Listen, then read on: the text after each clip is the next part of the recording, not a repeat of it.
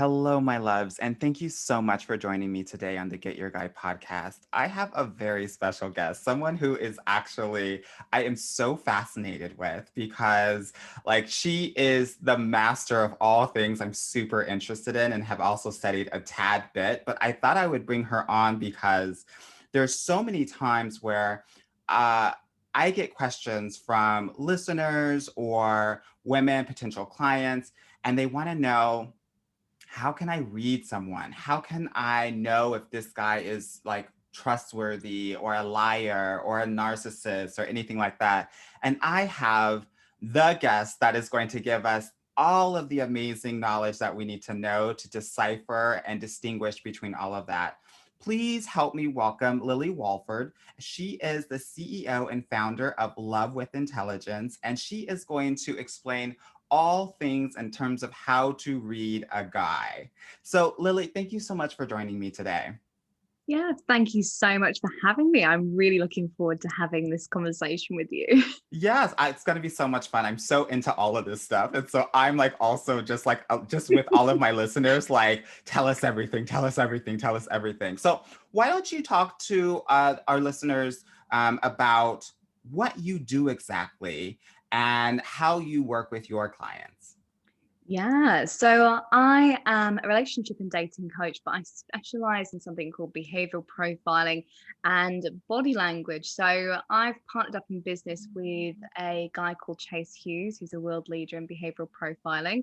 He's taught about 2,500 military operatives to a Jason Bourne level and has something like $30 million worth of government-backed research around psychology. So we know we're quite lucky to be able to use that research and apply it from life or death scenarios to relationships and dating. So how to Yeah. actually see how people can connect, who's compatible, who's a narcissist, and being able to read people in just 6 minutes or less. 6 minutes is such a short amount of time. That's so crazy.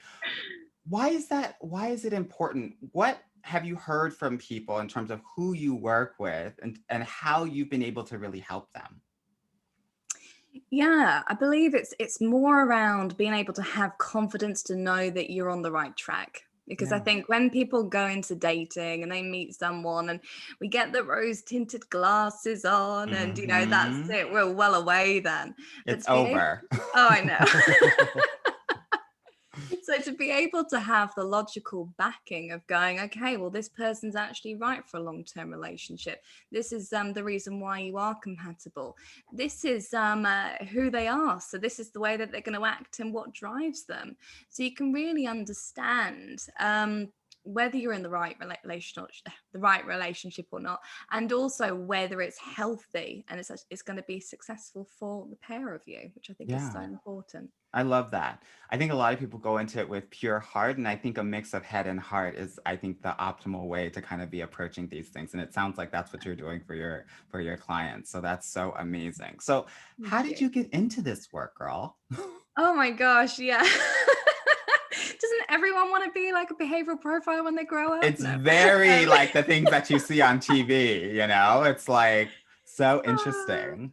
Yeah, so I actually started off as an accountant. So I worked Oh in my gosh. corporate, and when you work in corporate, there's no such thing as an emotion. You're just doing things. Everything's so logical. Yeah. And oh gosh, I went from like from toxic relationship to toxic relationship. Mm. Went through a very horrible narcissistic relationship. I was stalked for 5 years, Oh and my God. it got to the point where it was like, okay, enough's enough. I went through a massive breakup with someone and got to the point where you hit rock bottom, and it's like, okay, you need to rebuild your life, re-lookings of how you actually want things to be. And from that, I found things like NLP, hypnotherapy, and thought that was great. But I kind of found that a lot of the focus is around self-love and confidence and self-worth. And Yeah. the more I looked into that, it made me realize that it's not going to stop a predator. It's not going to stop someone preying on you, because it's not just about you. It's about this other person that you're attracting into your life as well. So, I mean, for example, a wolf isn't going to turn around and go, oh, that sheep's got a load of self-confidence, I'm not going to eat that one. Right. It If doesn't anything, quite it work might like be that. like more attractive because it's going to be more of a challenge, right? Yeah. Exactly. And I think as well, the more high up you are in your career, the more you're actually going to be prone to being around, narcissistic personality types, because a very high percentage of leaders within corporate are narcissists. Yeah. So, it made me realize, okay, there's something more that needs to be learned here. So this is when I went into the behavioral profiling, and yeah, it was just an absolute game changer. I mean, I think it was something like 3 weeks after I finished my first course of behavioral profiling, I ended up in a relationship. And I think for the first time, it was like, wow, I feel confident in knowing that this is the right person for me. And also that I can trust them, Yeah. Which which is is huge. obviously everything, right? It certainly helps, doesn't it? Yeah, for sure, for sure. Awesome. Okay, so let's get into this. I don't want to waste any more time, girl. I think I first want to start off with online dating since we're in Hmm. this pandemic, and so many people are online dating these days. And so let's talk about what we should be looking out for and what people's profiles or pictures says about them so that we can make sure that we're, actually evaluating these people with as much information as possible. Yes, I totally agree with this. So I think to start off with, before you even get on a dating site, understand what is it that you actually want in a relationship. Yes. Because sometimes, if we're going into a supermarket absolutely starving, the chocolate aisle's going to look great. Yeah, exactly. And, we get home, eat the chocolate, feel like crap afterwards, and realize we've got nothing there for a good, healthy meal. So I think it's really important to have a look at the things that are important to you, and have a look at what the deal breakers were for you in your previous relationships. So then when you're actually looking at a dating profile, you can see so much more. So when we're having a look at profile pictures on dating sites, we can see into someone's life. We can see someone's routine. We can see into what's important to them, because the things that they're showing you are things that are important to their life, whether it's friends, family, whether it's Totally. traveling, whether it's those topless gym pics. We can see Mm-hmm. so much. And it's understanding, okay, is that type of person going to fit in your life? I think this is something that people tend to overlook. It's almost like, oh, I can fit into their life and I can mold myself to be the right person for that person. But what we need to look at in a healthy way is this person right for me? Can they actually fit into my lifestyle? And yeah, do you have to compromise in any kind of way of being with that person from what you can see? The other side of what you can do, you can actually use a lot of the behavioral profiling and profiles of photograph of that person as well. So from things that they're wearing, the people that they're around, and you can actually get a sense of that person's personality and their dreams and fears. But that's a little bit more intricate. But the things that you can look out for is, is that person actually showing their face for starters? Are they actually showing their eyes? Because we tend to see a lot of ones with their sunglasses on, with their Yeah. face looked away, with lots of people around. So you don't know which one's which. This can give you a bit of indication that this person's not quite emotionally open or confident within themselves to actually connect. So you're going to know that you're not going to be with that alpha male type of person. You're going to be with someone who kind of likes to blend into the crowd. Mm-hmm. Another thing that you can look out for as well is the emotional range of that person's face.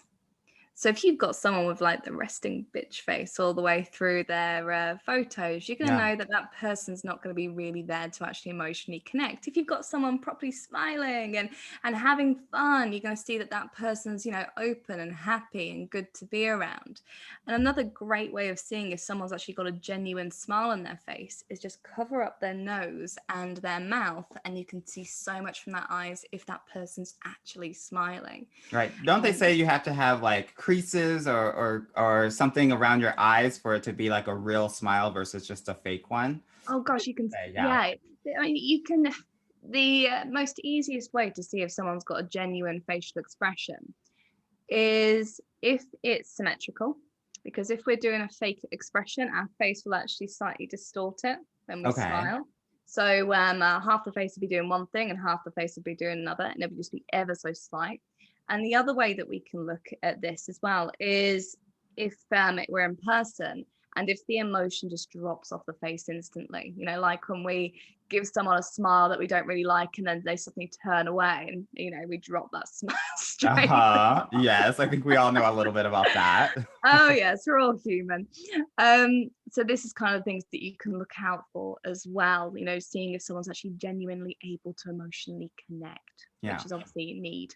What does it say when there's like pictures of a lot of like pictures with friends or anything like that? Does it say something about the person? Does it not? Am I reading too much into this? No, What are not your at all. thoughts? So if you've got someone who's around a lot of people all the time, whether it's like a football team, a rugby team, or just a group of people, it can actually show that this person's more of a team player. They're more extroverted. They love to be around people all the time. They're probably going to be more social, and you know their friends are going to be a big part of their life.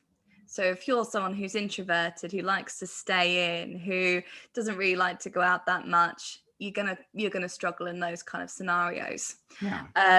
So it's seeing again, just what's this person telling you about their life, and does it actually fit in with who you are Yeah. and what you want? One of the things that I see a lot is one thing that I have to temper with a lot of my clients is like this notion of showing a lot of pictures where they're always traveling, right? Like I'm Mm-hmm. here in Bali, I'm here in Peru, I'm in next to the Eiffel Tower. What does that say about someone? Well, guess what they enjoy doing? Well, yes, obviously, but everyone likes to travel. So, like, what does that say more about like their personality and like kind of their mindset? I think it all depends on the type of photo that they're taking as well. So is it more like a look at me, like look at me, I'm here? You know, is it kind of the status of being there and traveling? Or is it more about like they're connecting with lots of different people and they're doing a volunteer trip and they're helping people? It's how's that person want to be seen? What's that person trying to show me from this photo? You know, is it that they're going to these grand, luxurious places? They're showing, look, I've got this wealth or I've got this status. Is it, look, I'm helping people, I care about people, I'm doing this because I'm a good person. So it's just basically saying, okay, well, from this information I have here, what's the obvious story that's being shared in this? Yeah, yeah.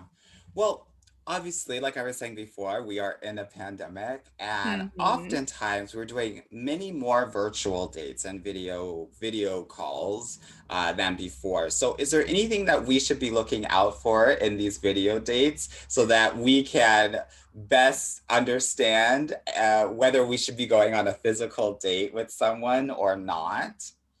Yeah, okay. So there's a few things that we can look out for. So, number one, how's the conversation flowing? You know, is it actually ping ponging or is it just about one person? Because if it's all about the other person, it's always going back to them. You've got this narcissistic tendency that could be coming up. The other thing as well that you can look out for is blink rate. So, how engaged is that person in the conversation?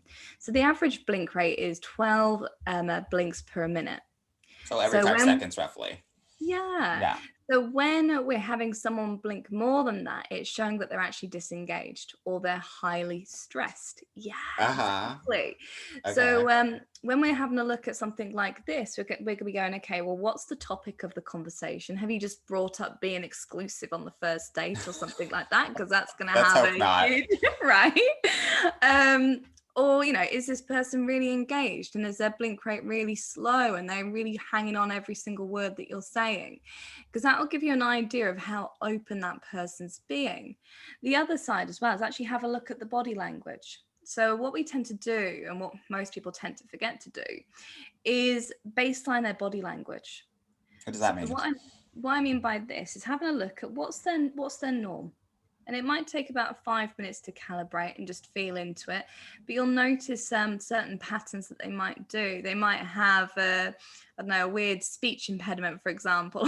They might be doing something constantly with their arm, or, it's having a look at what's their normal behavior and the things that they do. And then having a look at the deviations from that, which then we can read into. So deviations can show whether someone's lying, and we can also have a look at open body language when someone's being really open with you on that conversation.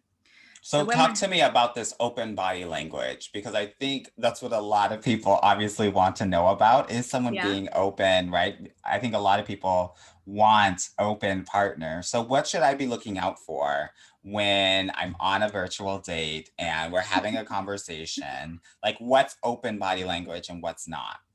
yeah so okay, when we're really interested in something, and when we're talking to someone, the first thing we're going to do is we're going to lean in. We're going to want to know more.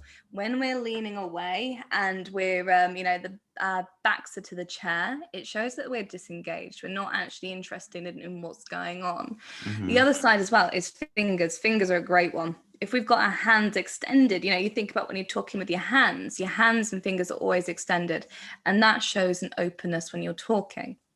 Vice versa, when we're having our hands go into ourselves or going into our body, we're showing that we're not comfortable.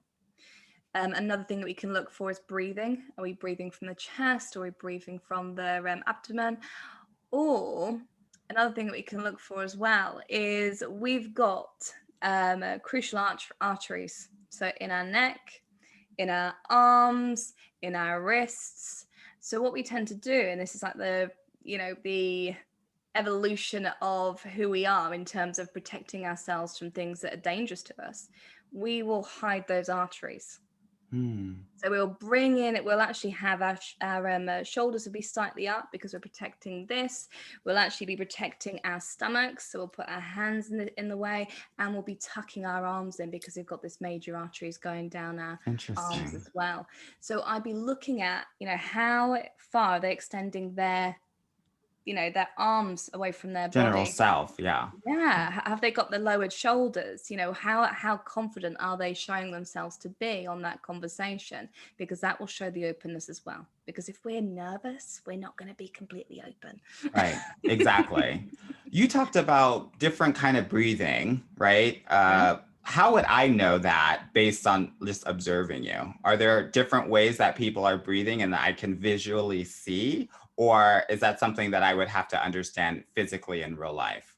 You can hear it, and you can visually see it as well. So you can see it in the chest, you can see it in the shoulders, but even just listen to the breathing. Someone who's breathing from here going to be every time they're talking. Uh-huh. Someone who's breathing from their stomach, they're going to have a smoothness. You're not going to hear it as much.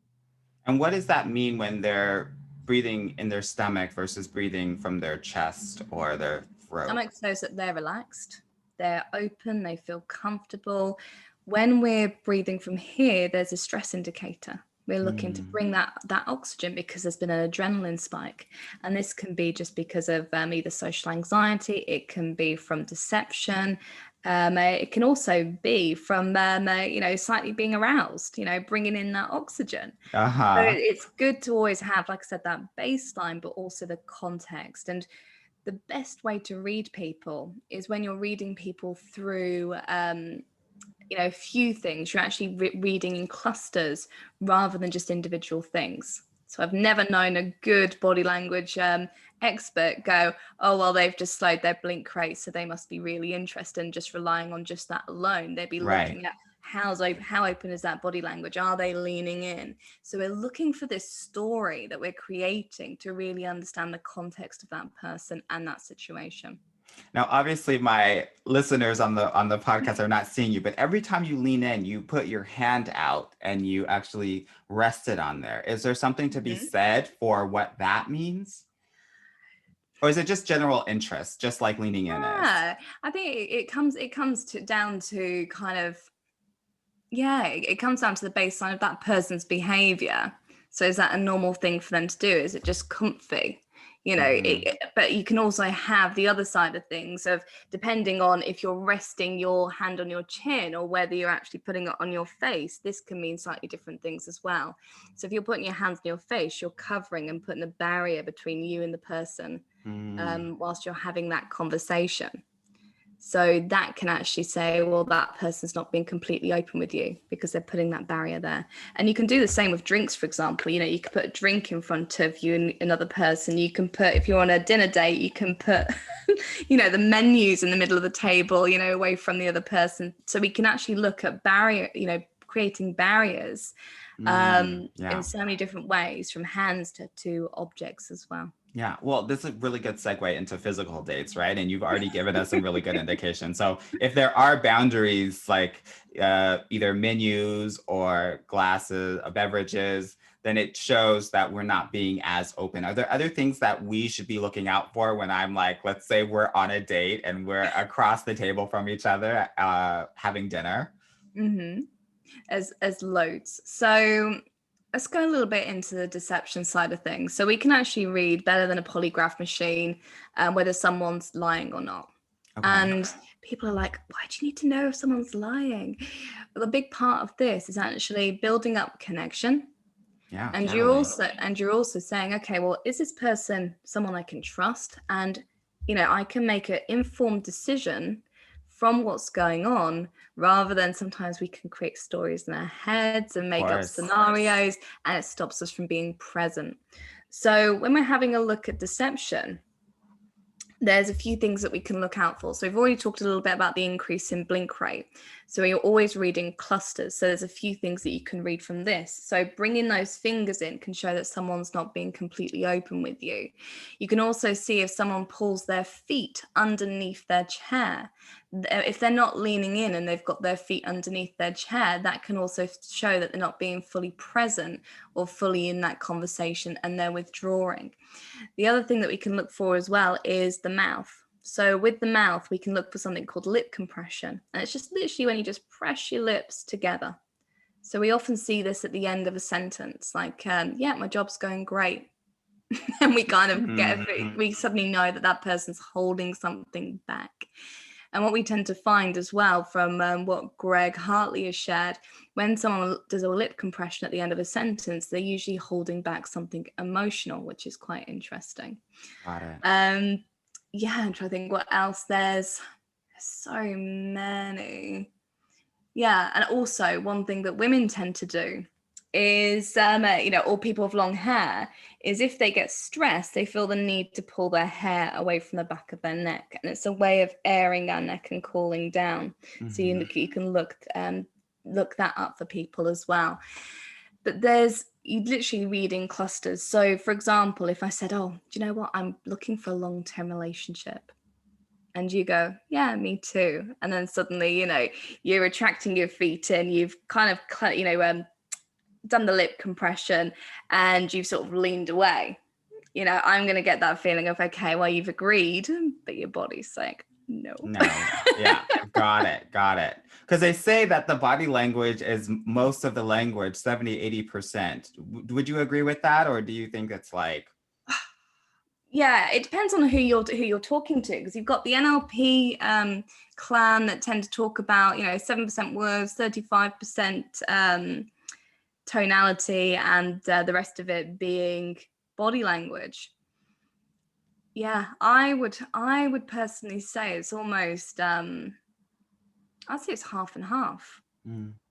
I'd say, you know, body language, I'd say, is a good half of it, because, you know, you can just look at someone and that you know exactly what they're thinking. Yeah. And I think language also tells you so much as well. So people's language patterns, you can see if someone's being, you know, lying from that. I mean, for example, I did not have sexual relations with that woman. That tells me absolutely volumes, and just the way that sentence has been put together. You know, you've got the did not, which is separate.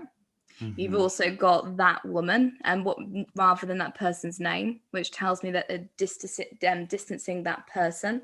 And also sexual relations, they're trying to make it sound less worse than it is, or less severe than it is, which is a thing that people who are guilty tend to do, rather than same sex. So we've got a lot of things going on in just that short sentence as well. So So you're there's so saying much Bill you can pick Clinton up should on. have said, "I didn't have sex with Monica Lewinsky," and Yeah. he would have been more believable. Yes. Basically, Yeah. yes. Yeah. Okay. Got Because it. it's quite interesting. If you ever spoken to someone who's done something really, really bad in life, and that they're guilty for, I'm trying to think of something that could be quite good example. Maybe cheating on Um, someone. yeah. And you turn around and say, okay, so what do you think should happen to someone who's cheated on someone?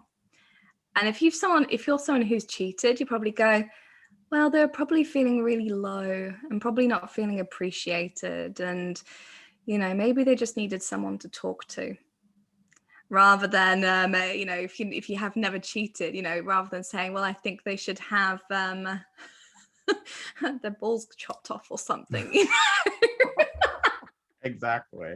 No, I think this is really important because sometimes, people will be having these conversations just kind of in general, and you hear that, and I think sometimes women will be like, okay, well, he's just talking in general, when in reality, it can be actually very illuminating in terms of what relation he has to that specific situation.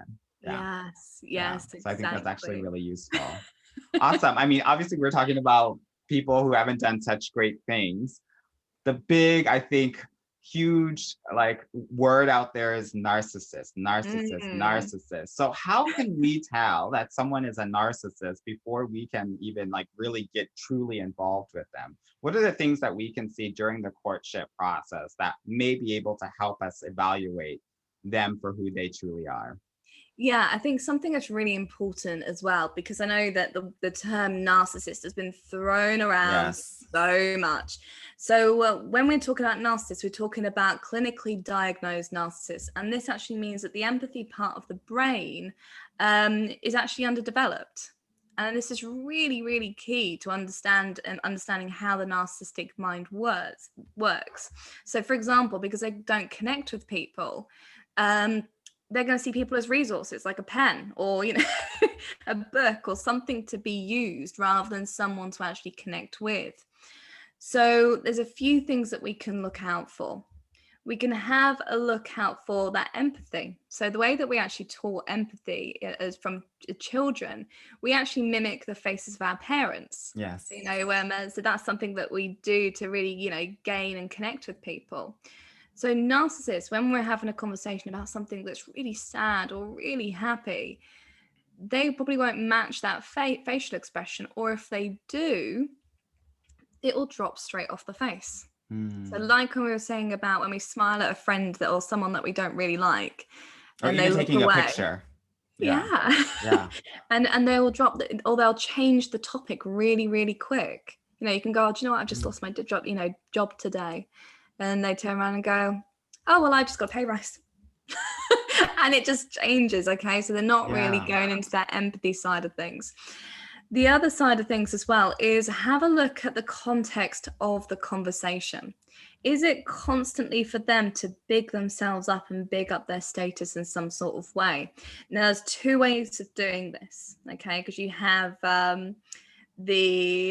basically two different types of narcissists. So you have the ones that are saying, oh, I'm so amazing, I got to hang around with this celebrity and I've done this and I'm so amazing and I've got this car, and they need to do it all that way.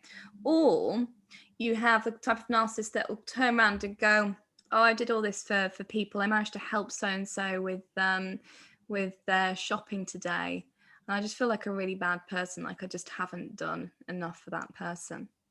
And they're looking for Mm. that compliment and looking for that build up as well. So there's actually two types of narcissists, and it's just looking at, are they looking for you to build them up or appreciate them, in that kind of way. So that's Yeah. really, really important to know. The other thing as well is, can that person accept the answer no? And this is so, so important to realize. And it doesn't have to be, saying no to someone directly. It can be them trying to control a situation in any kind of way. So, for example, I'll go into sort of a coaching context. When I work with people, I get people to book a call with me through a link. And I've had people reach out to me and say, okay, can I work with you? Yes, that's absolutely fine. Book through the link. And if they are a narcissist, I can always guarantee they'll say, well, can you call me in 10 minutes, or can you call me this time tomorrow, rather than booking through the link. Yeah, And it's them looking to control that situation. I don't work with those people because it just shows that they're not coachable. I'm not going to exactly. benefit. They're not going to benefit. But this They is the need to type do of, things their way. yeah. And this Hmm. is the type of things that you can see in a dating context as well. You know, if you're saying, oh, I'd love to go here, and they go, well, no, I don't want to go there. Let's go here instead. You know, it's just them controlling the situation for the sake of controlling the situation. So that's a really important, huge red flag to look out for. I think it's one of the main ones that the Gift of Fear talks about in their book. Definitely check out that book if you have a chance to, We'll because put that it's in the got, show notes. Yeah. yeah, it's a fantastic book. But he does talk about anyone who does not accept the word no, you know, huge red flag, get out. Out. He's Yeah. out. Yeah. Okay. Awesome. Um, let's talk about this notion of lying versus not. How can we, and maybe you've already kind of spoken to some of these things already, but how can we figure out if someone is lying or not? Yeah, so have a look at the context of the conversation and look at what you want to find out. And I think when you're in the midst of trying to understand if someone's being truthful or not, feel free to ask a few questions. So, for example, someone who's lying about a situation, ask them to tell you the situation backwards, because they won't be able to do it. So, Mm. so exactly, you know, for example, if there's a night out and you're thinking, oh, they got home a bit late, get them to ask and tell you the whole story of what happened, but backwards. And someone who's lying will really struggle to be able to do that. Have a look for the stress indicators that we've talked about: the high blink rate, the breathing changes, the hands moving in. They're also protecting the arteries. Have a look at those when you're talking. So what you're looking for when you're in those situations is groups of three. If you read in three lots of body language, you're going to have a real clear read of whether that person's lying or not. So, for example, if you're seeing the breathing rate go up, the blink rates go up, and also that they're, I don't know, touching their face, that can be a huge indicator that that person's not being completely truthful with you. Yeah, I love that. Okay, so obviously, I think a lot of people out there are wanting to understand exactly how do we know if someone is attracted to us or not? So how can we, right? Because I think all of us have a little bit of narcissism inside of Oh us. gosh, yes. So how can we figure that out, girl? Yes, there's a few things. So we can actually have a look at the pupil dilating. So the black part of our eyes just expanding. We also look at something called wing dilation. So this is where our nose will actually flare. And this is because we're taking in more oxygen, because we're just basically having a huge adrenaline spike and ready to pounce on someone, basically, which is a good one to look out for. Also, we're looking for a torso tilt. So that person leaning into you in some sort of way. So usually their torso will kind of lean into you, or their feet will be extended out to you as Yes. well. And So these, I will just say that was my claim to fame. When I was in the club and I was with my friends, I always knew who was attracted to me based on where their feet were. I would never really look at their face except for to see if I was attracted to them. But I would look at their feet and know, and that would be the person I would approach, right? So I when love you that. are in rooms, look at the feet, ladies, and understand who's really checking for you. Even if they're not looking at you directly, their attention and their energy is going to be toward you based on the feet. And then you will know if you're attracted to them, if you don't, if you're not, and if so, how to give them the green light. I love that. I think it's like, for me, it was key. It was a thing where I was able to tell my friends, okay, this guy's really into you. Like, do you want to talk to him or not? And I would connect them. So I love that you mentioned this, because if you weren't going to mention it, I definitely was. Because for me, this is like the thing for me. Like it was 95% sure. It's Yeah. brilliant. Yeah, Yeah. and it's so simple and so easy to use. I think that's the nice thing about it, you know, when you've got something powerful like that to use. So Yeah. yeah, it's Sorry to brilliant. interrupt. And any No, I more love that. tips? That's just like my favorite one. So I like had to go off of it. Another one that you can tend to do as well is the eyebrow flash. So if you want to see if someone's interested in you, just raise your eyebrows at them. And if they Okay. raise them back, you know that they're kind of interested. So it can just be as simple. And what this is telling people when you're raising the eyebrows is that I'm safe to be around. I'm not a threat. I Mhm. recognize you. And that's kind of the thing that we put out. So when it feels easy to talk to someone, that's usually why. Yeah, I love that. That's so good. I absolutely love it, love it, love it, love it, love it. um, when I'm talking with my clients, one of the things that I talk to them about is this notion of safety, right? Mhm. Especially as women, right? I think it's important to feel safe in your relationship, in your partnership. And so, what are some of the things that we can look out for when it comes to this like level of trustworthiness and safety? Yeah, I think one of the most important things to notice is, do you have a voice? And I think you know if you're around someone who can respect you, who actually adores you, is if you actually are able to have a voice in that relationship. So are they Yeah. actually checking in with you? Are they asking you, what do you think, or is there anything that you need? Are they being attentive, or are you walking on eggshells?